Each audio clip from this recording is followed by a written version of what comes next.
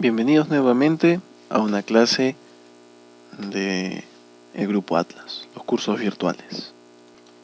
En esta ocasión vamos a estudiar dos componentes importantes de lo que es la fisiología cardiovascular desde el punto de vista hemodinámico.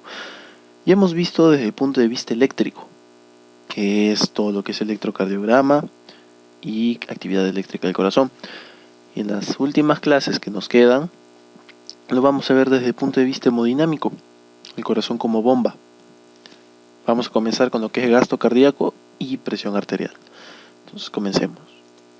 Para empezar tenemos que definir lo que es un gasto cardíaco. El gasto cardíaco se va a definir como el volumen de sangre bombeado por el corazón en un minuto por cada ventrículo. ¿Qué significa esto? ¿Cuánta sangre va a pasar a través de los ventrículos, mejor dicho, desde el ventrículo hacia la aorta y la pulmonar en un minuto? Y de este gasto cardíaco vamos a necesitar saber obviamente qué cantidad es expulsada, eso que vendría a ser lo que vimos en la primera clase, el volumen sistólico, y también por un minuto eso dependerá de la frecuencia cardíaca. Entonces vamos a ver esta fórmula, que es básica para entender lo que es el gasto cardíaco. El gasto cardíaco va a ser igual a la frecuencia cardíaca multiplicado por la fracción de eyección. Ustedes recuerdan en la primera clase, cuando hablamos de volúmenes, teníamos un volumen telediastólico, un telesistólico y una fracción de eyección. El volumen telediastólico era todo el volumen que tenía el ventrículo al final de la diástole, que aproximadamente era de 120. El volumen telesistólico era toda la cantidad de sangre que le quedaba en el corazón después de una sístole, es decir, toda la sangre que queda en el corazón y que no es bombeada. Eso es aproximadamente 50 mililitros. Y el volumen sistólico, volumen de eyección o fracción de eyección, es la cantidad de sangre que es expulsada a través del ventrículo en una contracción. Eso era más o menos el 60% y en mililitros unos 70 a 80 mililitros. La frecuencia cardíaca aproximadamente entre 60 y 100. Vamos a ponerle 70 en el caso de nuestro paciente. Y la fracción de eyección 70 también. Multiplicamos y nuestro gasto cardíaco, es decir, cuánta sangre es bombeada por el corazón en un minuto, será 4.9 litros por minuto. Si la fracción de eyección es de 80, el gasto cardíaco será de 5.6.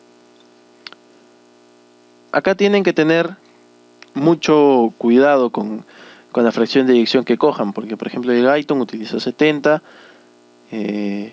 pero la doctora Thomas puede coger otro valor en la teoría, entonces tengan cuidado con lo que ella diga. Nosotros hemos cogido datos del libro. Generalmente es 4.9 litros en mujeres y 5.6 litros en varones. Pero digamos, comparemos. Un fisicoculturista, ¿ya? Un fisicoculturista, 1,85 m, ganador de premios, obviamente más masa muscular y alto, contra, bueno, pues nosotros, unos seres humanos que hacemos ejercicio a medias o a veces ni hacemos por tener otras cosas supuestamente más importantes que hacer en nuestra cabeza. ¿Cuánto va a ser el gasto cardíaco? ¿Será el mismo en ambos? Si yo digo el gasto cardíaco es de 5.6, en una persona que mide 1,85 m y es recontra musculoso, a comparación de una persona que mide 1,52 m y pesa 50 kilos, ¿cuál será la diferencia?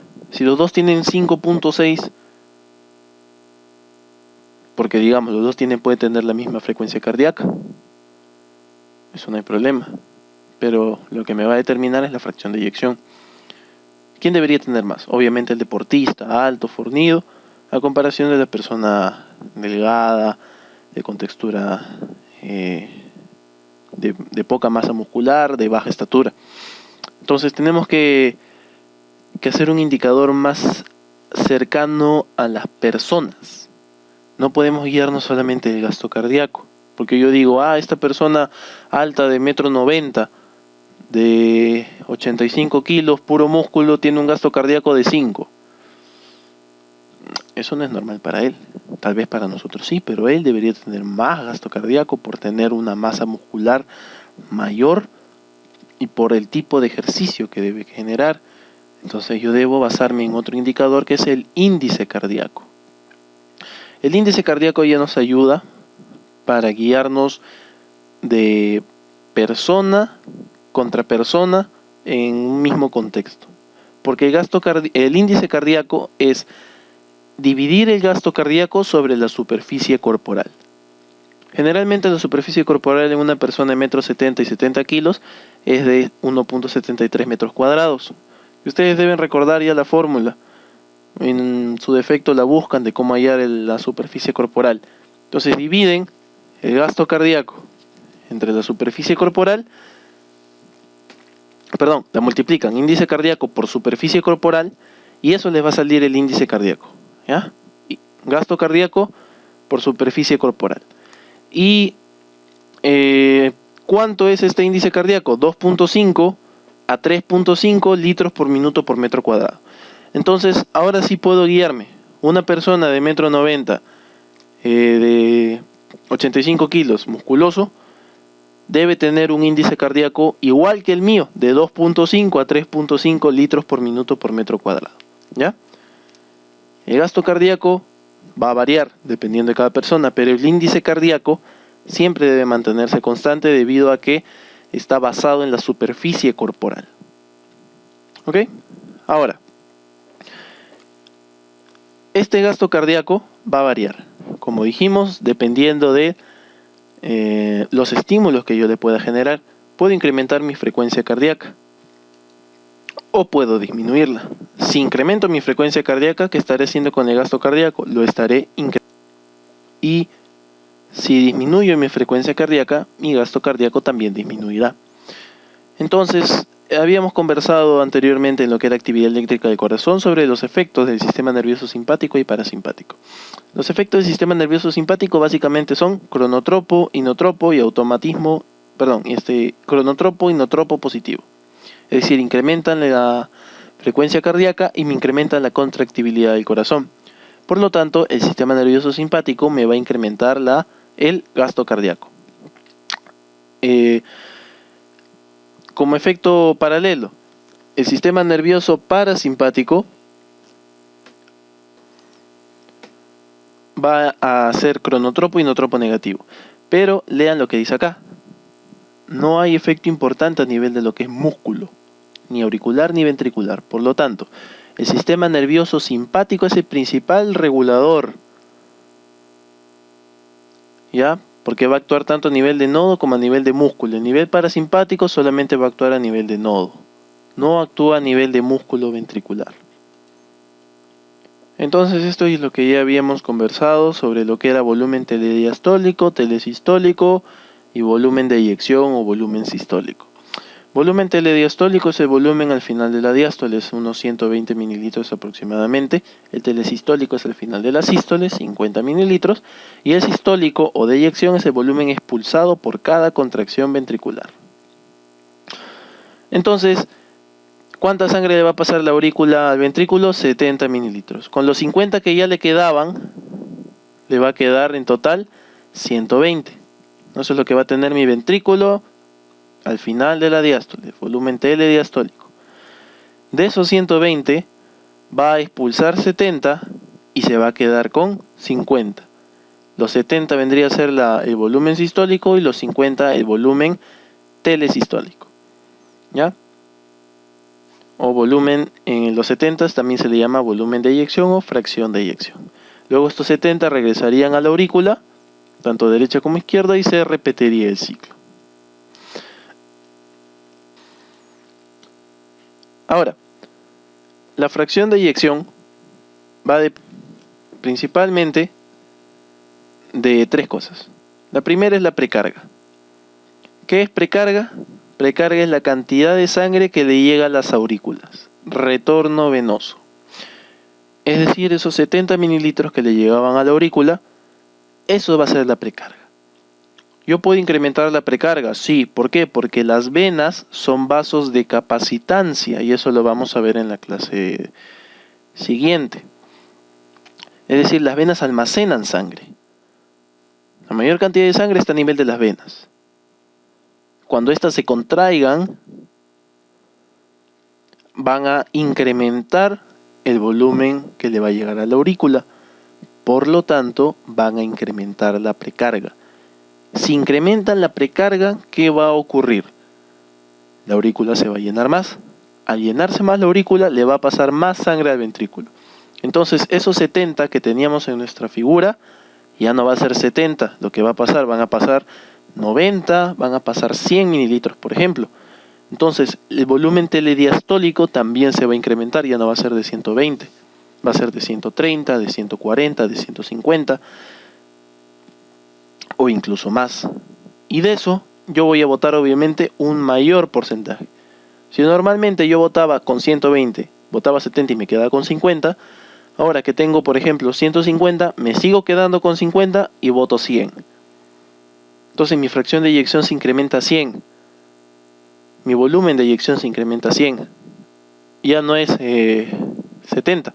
Por lo tanto, mi gasto cardíaco, ¿cuánto va a aumentar? Si yo tengo una frecuencia cardíaca de 70, con un volumen de eyección de 70, mi gasto cardíaco era 4.9. Ahora que mi volumen de eyección es de 100, ¿cuánto es mi gasto cardíaco? 7 litros. ¿Ven cómo ha incrementado en realidad con solamente incrementarle un poco el retorno venoso? 7 litros ahora es de mi retorno venoso. Entonces, ese es el primer determinante en la fracción de eyección, la precarga. Y la precarga está mediada básicamente por la ley de Frank-Starling. ¿Qué me dice la ley de Frank-Starling? La fuerza de contracción ventricular varía en proporción directa con el volumen telediastólico.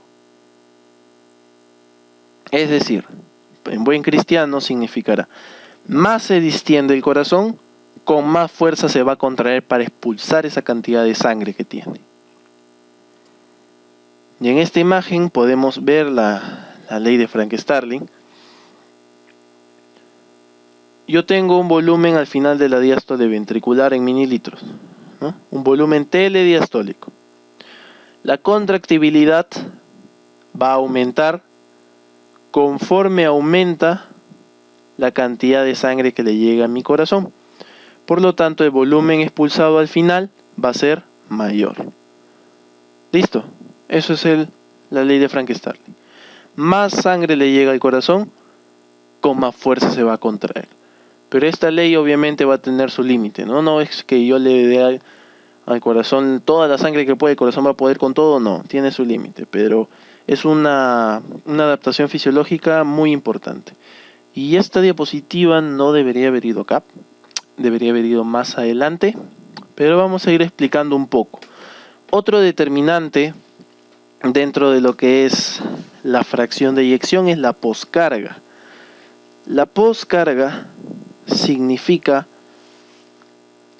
la resistencia que tienen los vasos sanguíneos a la expulsión de sangre. Eso es poscarga. O sea, los vasos sanguíneos básicamente sería la arteria aorta y la pulmonar a la expulsión de sangre. Y esta poscarga está mediada principalmente por la ley de Laplace. ¿Ya? También poscarga se puede definir como resistencia al vaciado del corazón. Cualquiera de las dos definiciones pueden utilizar ustedes. Y va a estar mediada principalmente por la ley de Laplace. ¿Qué me dice la ley de Laplace? Que la presión transmural, es decir, la presión dentro de un vaso sanguíneo, va a ser directamente proporcional a la tensión de la circunferencia, es decir, a la tensión parietal que ejerce esto sobre este vaso, y va a ser inversamente proporcional al radio. Eso va a significar que vasos más pequeños van a tener una mayor resistencia y una mayor resistencia al vaciado del corazón. Por lo tanto van a generar mayor resistencia. Y hemos dicho que vasos son los más pequeños, las arteriolas. Bueno, no lo hemos dicho, pero ya lo vamos a ver.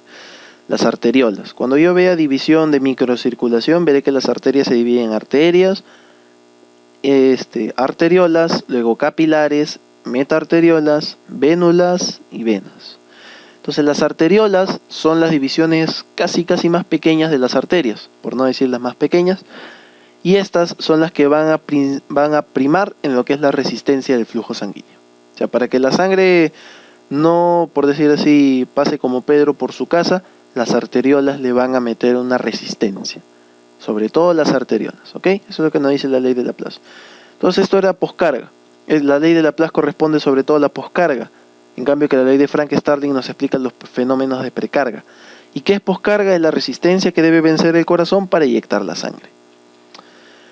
La contractibilidad es otro factor determinante en la fracción de eyección. Y esto ya lo habíamos visto, del inotropismo entonces. Mientras más fuerza genere el corazón para contraerse, mayor cantidad de sangre va a expulsar. Sencillo de entender, ¿sí o no? Entonces, eso es gasto cardíaco. El gasto cardíaco, como vimos entonces, depende de la frecuencia cardíaca y de la fracción de eyección. ¿Y la fracción de eyección de qué depende? De la precarga, de la poscarga y de la contractibilidad del corazón. La precarga está mediada por la ley de Frank-Starling, la poscarga por la ley de Laplace y la contractibilidad por los estímulos simpático-parasimpático, sobre todo simpático. ¿Ok? Presión arterial. La presión arterial no es otra cosa que una medida diferencial entre la presión sistólica y la presión diastólica. Entonces tenemos que definirlas. ¿Qué es la presión arterial sistólica? La presión arterial sistólica es la fuerza ejercida por el ventrículo para expulsar la sangre.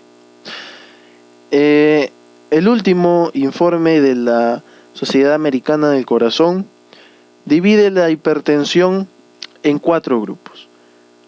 La Sociedad Española o la Sociedad Europea del Corazón la divide en 5 grupos. Este es más fácil de entender, entonces vamos a basarnos en esta.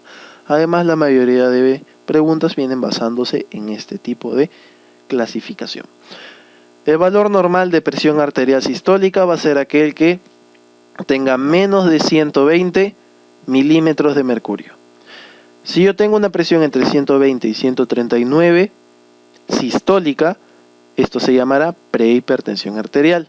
Algunos doctores siguen considerando esto como un valor normal. Entonces te dicen, tengo 130 de presión sistólica. Es normal, dicen. Otros sí lo consideran como prehipertensión. ¿Y por qué prehipertensión? Porque acá ya se comienza a degenerar el corazón, ya comienza a ver si estos cambios son mínimos, pero ya hay mayor riesgo de desarrollar hipertensión arterial. Por eso le llaman prehipertensión, porque hay mayor riesgo de desarrollar hipertensión arterial. Y la hipertensión arterial puede ser de tipo 1 o de tipo 2. La hipertensión arterial de tipo 1 va a estar entre 140 a 159 de sistólica. Y la hipertensión arterial tipo 2 va a ser mayor a 160. Entonces con eso hemos definido lo que es la presión arterial sistólica y los valores que tiene. La presión arterial diastólica, en cambio, va a ser la resistencia de los vasos sanguíneos a la expulsión de sangre. Casi como lo que parecía poscarga, es la misma definición. Es la resistencia de los vasos sanguíneos a la expulsión de sangre. ¿Y quién es el que los principales vasos de resistencia? Las arteriolas, ¿ya? Las arteriolas son los principales vasos de resistencia.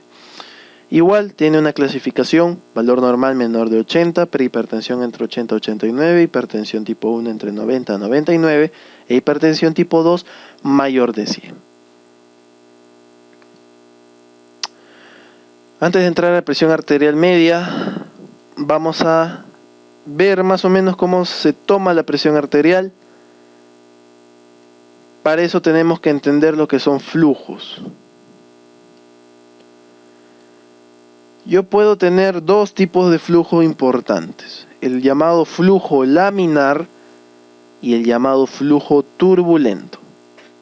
El flujo laminar va a ser así: una velocidad mayor en el centro del vaso sanguíneo y una velocidad menor en en la pared del vaso sanguíneo, ¿ya?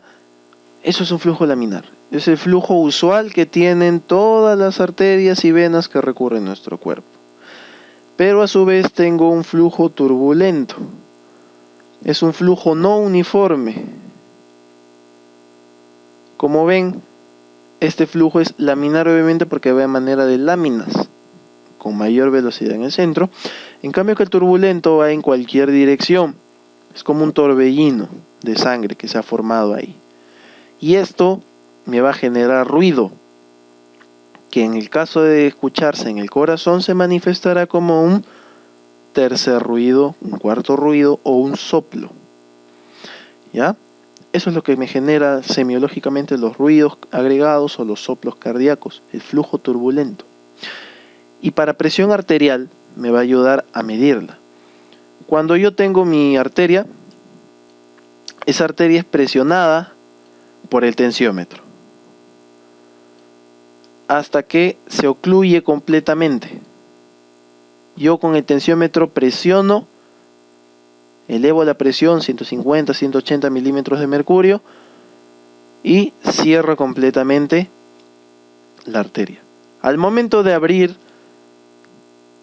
de a pocos la presión del tensiómetro, voy liberando la presión en mi arteria, pero este flujo que normalmente acá estaba estancado porque estaba completamente cerrado, comienza a pasar de una manera abrupta, es decir, turbulenta. Y ese flujo turbulento son los que se conoce como los ruidos de Korotkov, y son aquellos que yo voy a escuchar para finalmente definir mi presión arterial sistólica y mi presión arterial diastólica. El primer ruido de Korotkov que yo escuche va a ser la presión arterial sistólica. Y el último ruido, generalmente, porque algunos otros semiólogos dicen hasta que cambie la tonalidad de los ruidos de Korotkov, y otros dicen no, hasta que se escuche el último ruido de Korotkov, va a ser mi presión arterial diastólica. ¿Ya? Pero todo se va a generar por el flujo turbulento que yo escuche. Entonces, habiendo hecho ese pequeño paréntesis, la presión arterial media va a ser una medida que se va a hallar de esta manera: presión arterial sistólica más presión arterial diastólica, todo entre 3. Algunos otros también la hallan sumando la presión arterial diastólica más 1/3 de la presión de flujo, de presión de pulso, perdón. ¿Y qué es la presión de pulso? Presión arterial sistólica menos diastólica, ¿ya? Entonces cualquiera de esas dos fórmulas al final es lo mismo. En realidad, si ustedes reemplazan la presión de pulso, va a salir igual, esta que les he dado. Sistólica más 2 diastólica y todo entre 3, ¿ya? ¿Para qué me va a servir? Por ejemplo, yo tengo que utilizar esta presión arterial. Se utiliza generalmente como un indicador de factor de riesgo. Por ejemplo, para definir yo shock, la definición es hipoperfusión tisular que finalmente termina en daño de la bomba cardíaca y que va a generar una alteración del metabolismo normal de la célula. Eso es shock. Pero si lo veo desde el punto de vista hemodinámico, el shock se define como la baja de presión arterial media menor o igual a 60 milímetros de mercurio. Entonces ya tengo un uso ahí. ¿Qué más? Por ejemplo, el manejo de preeclampsia, que es una enfermedad hipertensiva o hipertensión inducida durante el embarazo. Ya la preeclampsia, todos deben haber oído, y si no, pues busquen un poco al respecto. También me sirve para medir lo que es indicador de preeclampsia, una diferencia entre la leve y la severa. Entonces, como unos cuantos ejemplos para ver el uso de la presión arterial media. Pero me importa más que se sepan la fórmula porque eso es lo que le preguntan. ¿Cómo hallar la presión arterial media? ¿De acuerdo? Entonces, continuando, vamos a ver lo que es la regulación de la presión arterial. La regulación arterial, yo la puedo tener una regulación nerviosa, que puede ser central o periférica. La regulación nerviosa central voy a tener tres áreas. Para empezar, el área presora, es decir, el área que me va a elevar la presión arterial. Se encuentra en la zona lateral de la formación reticular. Hay un centro cardioestimulador y otro vasoconstrictor. El área depresora está localizada en la zona medial de la sustancia reticular y hay un centro inhibidor asociado a los núcleos ambiguos. Y tengo un área sensorial de fascículo solitario. Esta básicamente lo único que se va a encargar es de modular el área presora y depresora. ¿Ya? El área presora y depresora. Esta regulación nerviosa central es inmediata, pero no es la principal. Acá tienen una imagen de la regulación nerviosa central, de la regulación nerviosa periférica, y estas son las principales. Es decir, la regulación nerviosa, como dijimos, puede ser central, área presora, depresora y un área que la regula. Y puedo tener una regulación nerviosa periférica, y la regulación nerviosa periférica puede ser a través de varoreceptores o de quimioreceptores. Varo, presión, quimio, moléculas, o sea, cambios químicos, mediado por pH, entre otras cosas. Los varoreceptores voy a tener los del nervio carotidio y los aórticos, del callado aórtico y de la carótida común. ¿Qué van a hacer? Vamos a ponerlo en palabras sencillas. Yo estoy echado, yo me echo y bueno, me pongo a dormir, ¿no? Me levanto y me levanto bruscamente. Cuando me levanto bruscamente, ¿qué ha pasado? Cuando me he echado, toda la sangre se ha puesto de manera uniforme a lo largo de mi cuerpo, de la cabeza a los pies, se ha uniformizado. Cuando me levanto por gravedad, la sangre ¿hacia dónde va a ir? Hacia los pies. Entonces, los varoreceptores que están a nivel de la carótida y del callado aórtico van a sensar eso como si fuera una baja de volumen. De frente. Dicen, baja de volumen. Entonces le mandan un estímulo al centro de control cardíaco a nivel de bulbo. Va a enviar fibras simpáticas que van a generar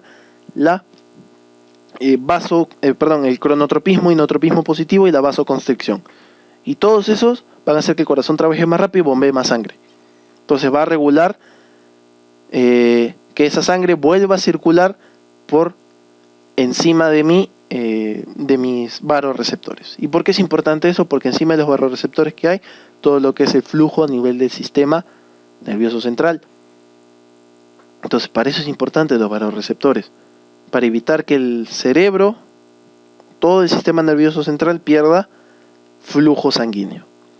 Y por eso es que los ancianos, que ya no pueden regular muy bien a través de los varoreceptores, tienen lo que se conoce como hipotensión ortostática. ¿Qué es la hipotensión ortostática? Yo estoy echado, me levanto bruscamente y me desmayo.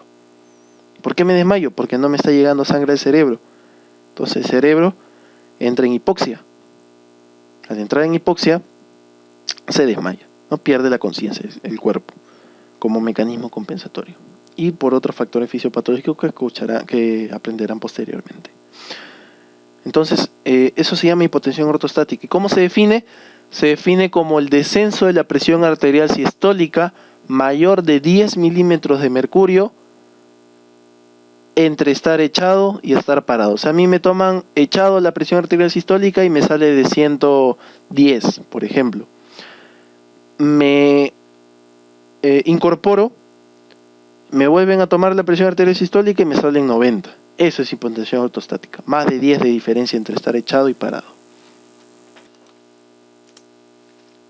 Y también tengo quimiorreceptores periféricos que van a estar en función al pH, al CO2.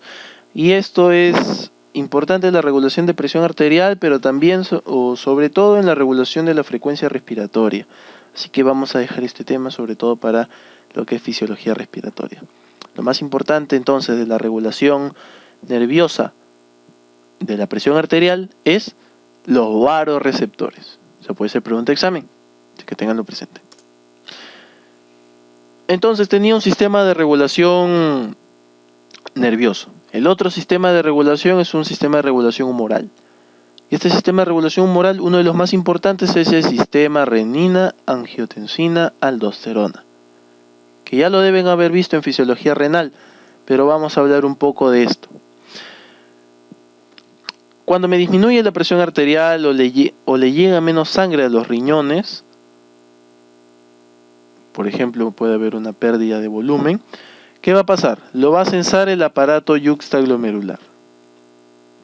El aparato yuxtaglomerular, como ustedes ya deben recordar, está localizado cerca de la mácula densa a nivel renal.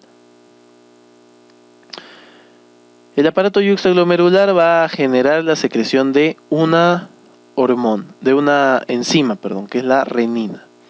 La renina va a viajar hacia el hígado. Y en el hígado, que yo tengo normalmente angiotensinógeno almacenado, la renina, como es una enzima, lo va a convertir a angiotensina 1. Esa angiotensina 1 va a viajar hacia los pulmones. Y en los pulmones yo tengo la enzima convertidora de angiotensina. La enzima convertidora de angiotensina me va a convertir angiotensina 1 en angiotensina 2.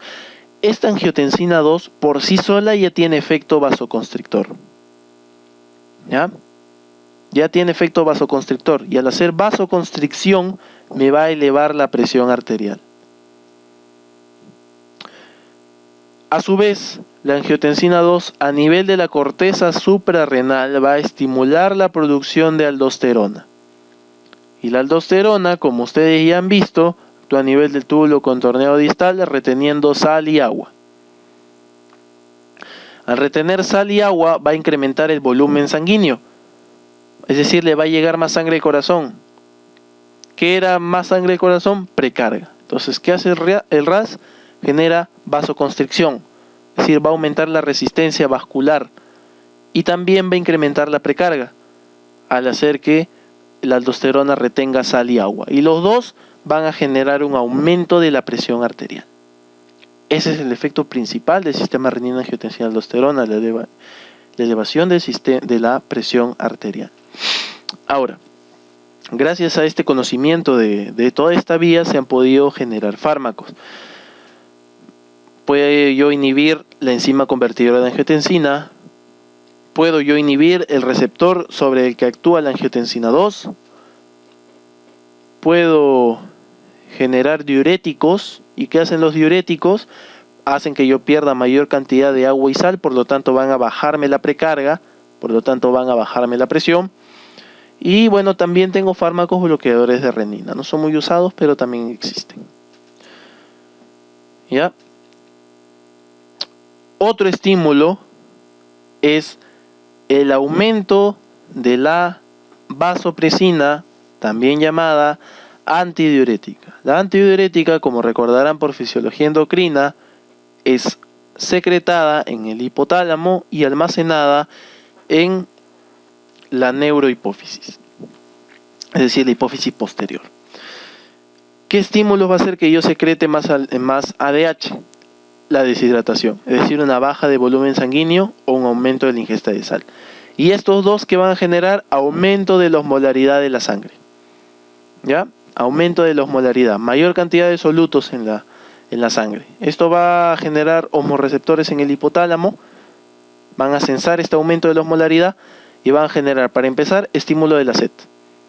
Esto también lo han visto en fisiología renal, como es el mecanismo de la sed. Van a generar un aumento del consumo. Al consumir agua, voy a incrementar la precarga, el volumen sanguíneo y voy a diluir los solutos, por lo tanto voy a bajar la osmolaridad de sangre. También van a generar un estímulo obviamente a la parte posterior de la hipófisis para que aumente la secreción de ADH, reteniendo agua en los riñones, aumentando también mi volumen sanguíneo y diluyendo los solutos, porque la ADH actúa sobre el túbulo colector a nivel de la acuaporina 2, reteniendo agua. Entonces, al incrementar el volumen sanguíneo, finalmente también elevaré la presión arterial. Y esta fórmula de todo lo que hemos conversado es algo que no deben olvidar nunca. La presión arterial va a ser igual a mi gasto cardíaco por la resistencia vascular periférica. Resistencia vascular. La resistencia vascular mediada sobre todo por esa ley de Laplace que vimos y también por la ley de Poiseuille. La ley de Poiseuille, ¿qué dice? La ley de Poiseuille dice que la resistencia de un vaso es igual a 8 veces la viscosidad por la longitud sobre pi por radio a la cuarta. Es decir, es directamente proporcional al largo del vaso y es inversamente proporcional al radio principalmente. Radio a la cuarta. Por lo tanto, digamos que yo tengo un vaso sanguíneo que tiene un radio de 4 centímetros y otro vaso sanguíneo que tiene un radio de 2 centímetros. ¿Ya? Un radio de 4 y un radio de 2. No, mejor vamos a trabajar con más sencillos. Tengo acá un vaso sanguíneo que tiene 1 de radio y otro vaso sanguíneo que tiene 2 de radio. ¿Ya?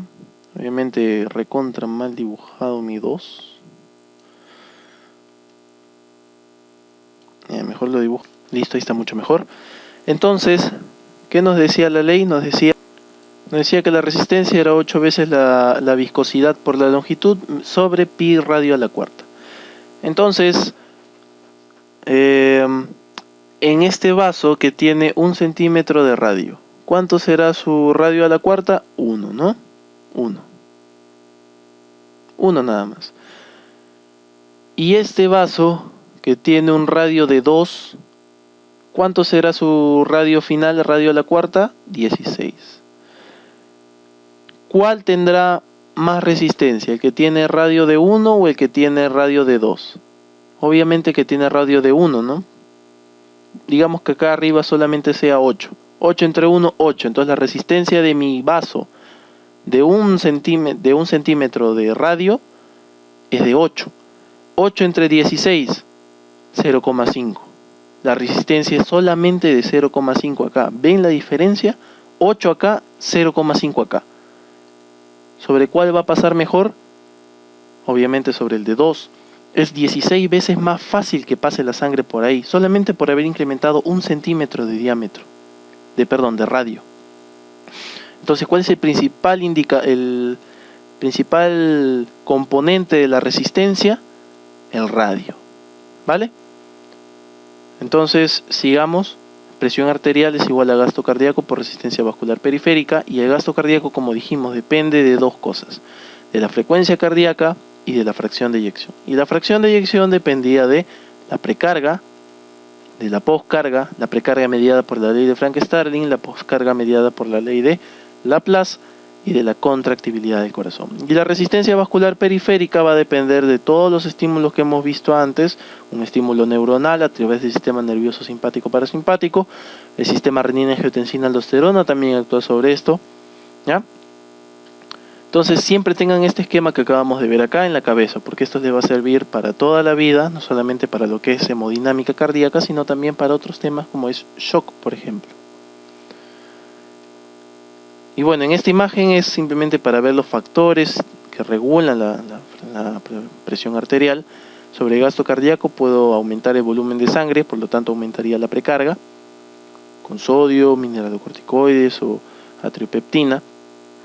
Puede incrementar la frecuencia cardíaca, lo que incrementaría también el gasto cardíaco, o la contractibilidad, que actuaría directamente sobre la fracción de eyección. La resistencia periférica, tengo factores locales, como son los quimiorreceptores, factores nerviosos, como son los alfa o beta adrenérgicos, sistema simpático. Los alfa constrictores, por lo tanto, aumentarán la resistencia. Los beta adrenérgicos vasodilatadores, por lo que bajarán la resistencia vascular periférica. Y factores humorales, constrictores como el sistema RAS, renina angiotensina aldosterona, todos los constrictores van a aumentar la resistencia vascular. Endotelina, uno de los principales vasoconstrictores que tengo del cuerpo. Y dilatadores como prostaglandinas, ¿ya? O el óxido nítrico, también es un gran vasodilatador, el principal que tengo, el más potente pero el más precoz. Y el factor de relajación derivado del endotelio. También son factores vasodilatadores, por lo tanto, ¿qué es vasodilatación? Aumentar el diámetro, más diámetro, menos resistencia. Lo que acabamos de ver con la ley de Poiseuille. ¿Vale? Entonces, bueno, esta imagen no debería haber ido acá, pero eso es para adelantar un poco lo que es microcirculación. Al igual, esta ley sirve para explicar cómo la sangre pasa de un fluido a otro, es decir, cómo pasa del capilar al extracelular para ser interiorizado por la célula. Esta es por la ley de Starling. Ya simplemente tengan ahí la imagen en la cabeza, esto lo vamos a ver en la siguiente exposición. Y bueno, eso sería todo por esta clase. Espero que les haya gustado, espero que hayan entendido, ¿ya? Y tomen nota de todo también lo que digo y que no está apuntado, porque también son preguntas de examen. Simplemente para complementar un poco lo que es hipertensión arterial, recuerden que la hipertensión arterial puede ser sistólica o diastólica, ¿no?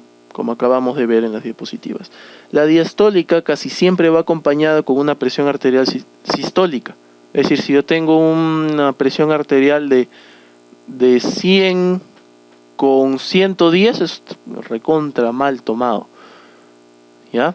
La presión arterial diastólica generalmente siempre va de la mano con una hipertensión sistólica. En cambio, que la hipertensión sistólica puede ser sola, o sea, una hipertensión arterial sistólica aislada, sin hipertensión arterial diastólica, ¿ya? ¿Qué más? La hipertensión arterial, la causa principal es idiopática, no se sabe. Se divide en dos: primaria, que es idiopática, casi el 90% de pacientes, y secundaria, que sí tiene una causa. La principal causa, estenosis de la arteria renal. ¿Por qué de la arteria renal? ¿Qué va a pasar cuando se estenosa la arteria renal? Le va a llegar menos flujo sanguíneo a la mácula densa, por lo tanto se va a incrementar el sistema renina-angiotensina-aldosterona, hipertensión arterial. Esto como una introducción nada más a lo que es hipertensión. Hay otras causas, obviamente, causas endocrinas, por ejemplo, hipertiroidismo, enfermedad de Cushing, hiperparatiroidismo también, síndrome antifosfolipídico. Tengo alteraciones renales también parenquimatosas, no solamente arteriales, como puede ser la pielonefritis crónica, trombosis de la vena renal, amiloidosis, entre otras cosas. También enfermedades como coartación de aorta, policitemia, entre muchas cosas. Feocromocitoma también.